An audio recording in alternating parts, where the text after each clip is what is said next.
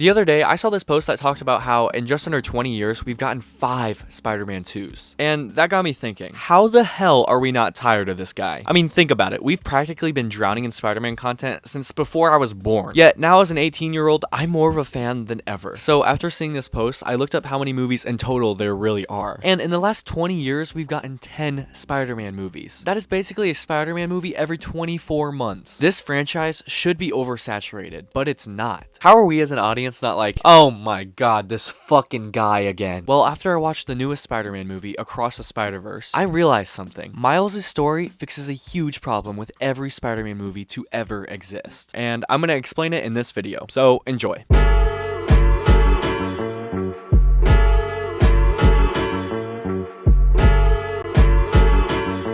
And I know I just went on a whole tangent of how many Spider-Man movies there are, but let me just list them for you to kind of put it into reference here. Spider-Man, Spider-Man 2, Spider-Man 3, The Amazing Spider-Man, The Amazing Spider-Man 2, Spider-Man Homecoming, Spider-Man Into the Spider-Verse, Spider-Man Far From Home, Spider-Man No Way Home, Spider-Man Across the Spider-Verse. and then there's a Spider-Man video game, and the other one, and the other one, and like the 50 other ones. That's not even counting the hundreds of other pieces of media that have been released in the last 20 years. Not you. The film genre, video game genre, animated genre, pretty much every form of media is filled to the brim with Spider-Man content. But Spider-Verse and Miles as a character shows the downright resilience Spider-Man has in not just his own fictional world, but in the real world as well, and the icon that this symbol has become for so many people. There's heart and there's passion for this character that is shared in the audience and the creators that cannot be said for other superhero films. And not just Miles, but every iteration of this character has contributed their own ideas to the meaning of Spider-Man, and in a way keeps this century-long character running. But to really understand that, we have to start at the very beginning.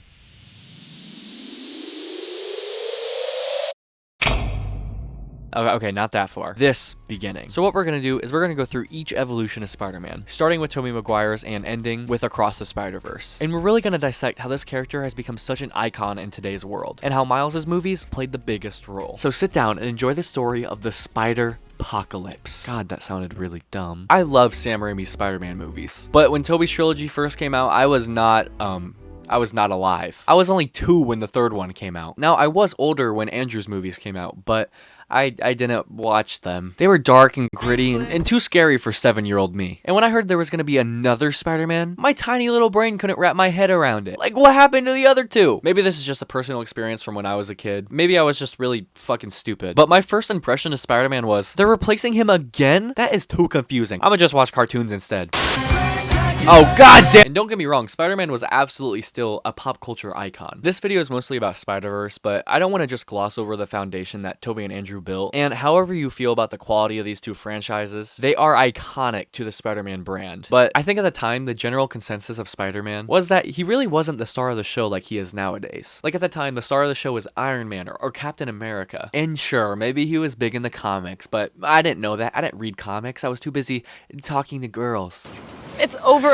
No, please. But yeah, my point is that at the time when I was growing up, Spider-Man was the character that no one really got right. He was constantly replaced, having completely different stories each time that seemingly could never make everyone happy. You know, it was always like Tobey was too awkward, or Andrew's too cool, and Tom is too spoiled. And when Spider-Man got rebooted again, we would have to rewatch an origin story for the 3rd time in the last like 10 years. Now, luckily, Marvel and Sony knew this. We already know the gist. You know, he gets bit by a spider or something, and then Tony's like, hey, come on, kiddo, come fight this war with me. And he's like, okay. And I think this was a really smart move by Marvel. In such a fantastical universe like the MCU, we don't need to establish that there's some radioactive spider. With the nature of this universe, it's believable. We can just move on. So they just plop us right into the story. Now, this isn't what caused Spider-Man to become what he is today. Remember, without the benefit of hindsight, this is the 3rd actor of Spider-Man we're on, after 2 canceled franchises. The only twist now is that he's in the MCU. But then there was a shift. After Iron Man, arguably the lead of the MCU up to that point, died, Marvel was aware that Spider-Man had to take the mantle to lead the MCU. And that's exactly what Far From Home is about. So, while the MCU was slowly pushing Spider-Man as the lead role, something else was brewing in the shadows.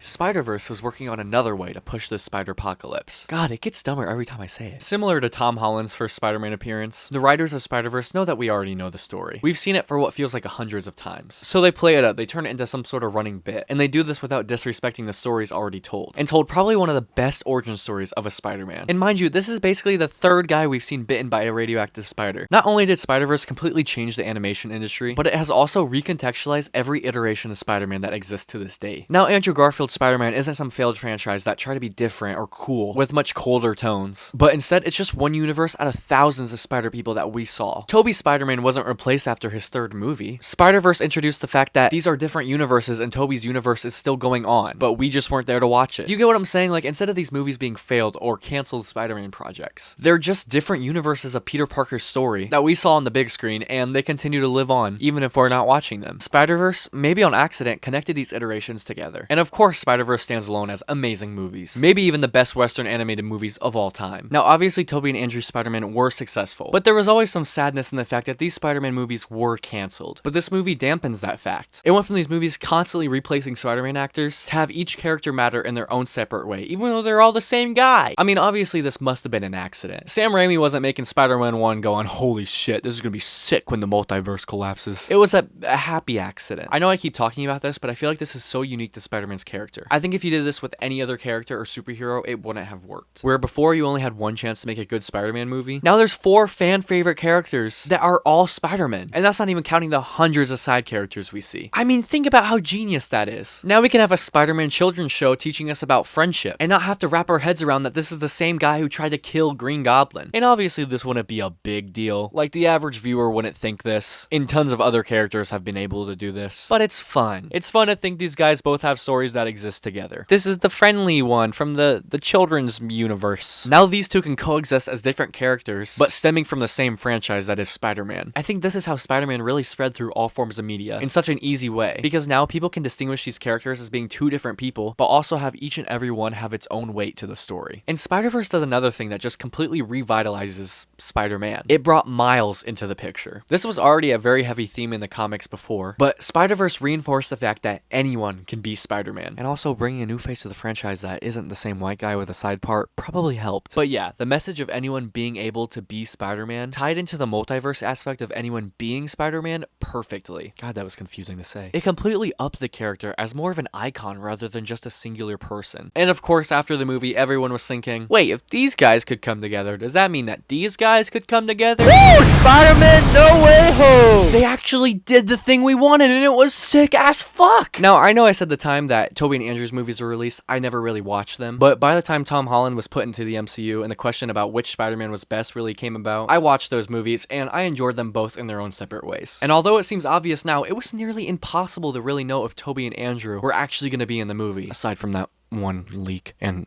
that one. But they did it. They did the thing we really wanted, and they ended this trilogy with Tom Holland's Spider-Man finally getting a classic Spider story. They also gave us insight on Tobey's life and gave Andrew a sprinkle of redemption that he deserved. And we, the audience, are so excited for what's to come next. Each Spider-Man movie just continues to give us what we want, and it's so cool. I shouldn't be praising, a studio for doing something the audience actually wants, but I am, because that doesn't really happen a lot anymore. Okay, guys, all we have to do is not make Batman kill people, okay? That's like his big thing or whatever. Oh, god damn it! The bar is seriously like this low. It also helps that Spider-Man expanded its grasp to not just live action movies. Again, Spider-Verse stands alone as one of the best animated movies ever made. But I'm also very connected to the video game Spider-Man, because in this story, I literally am Spider-Man. I'm the one swinging and throwing the punches. And I could just make a whole other video about the storytelling elements. For example, they know that we know that Doc Ock is evil, so what they do instead is make Doc Ock likable, so that we don't want him to become evil. Just a bunch of stuff like that. That's really smart. But yeah, back to No Way Home. I kind of went on a tangent there. People were ecstatic to finally see this Peter be alone, to truly suffer, because that's the cost of being Spider-Man, and we haven't really seen that with this iteration, apart from the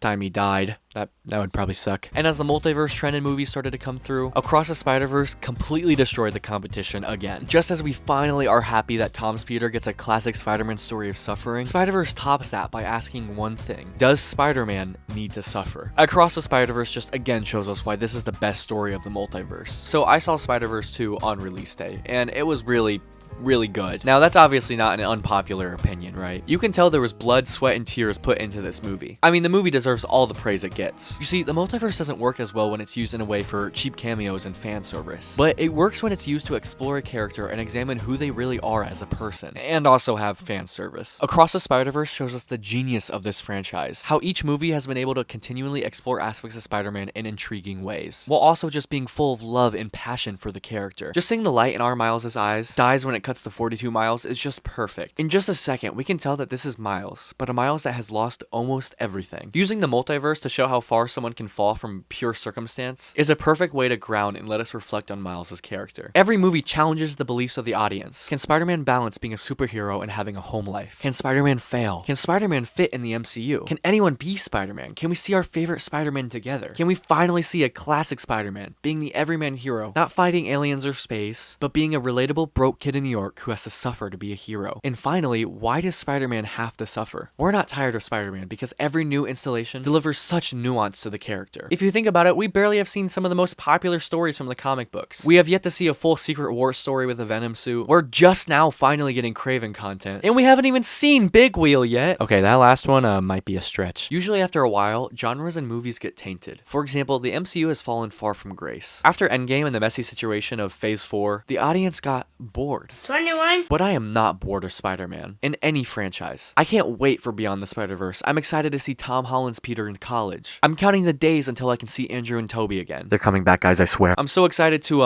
watch someone play Spider-Man 2 because I don't have a PS5. Which, by the way, subscribe so I can make more Spider-Man content. 95% of you guys aren't. And if you like my personality, it would really be appreciated. We recently just hit 10,000 subscribers, which is just insane, so thank you. Okay, shameless plug done. Let's get back to the video. I love Spider-Man. This franchise has inspired me more than any other piece of media throughout my whole life. Somehow, this story that has been repeated seemingly hundreds of times is not tiresome, and I'm all here for it. I guess you could say the Spider-Pocalypse was a success. It still sounds dumb every time I say it. If you guys can think of any other reasons why Spider-Man has become a cultural icon, let me know in the comments down below. I genuinely want to hear your thoughts on this. I know this video was me just kind of saying how good Spider-Man movies are, which isn't, you know, an unpopular opinion, but it's just so interesting how everything played out for our favorite superhero. And now that you're done with this video, go ahead and watch this video right here. And yeah, that's basically it. Thanks for watching.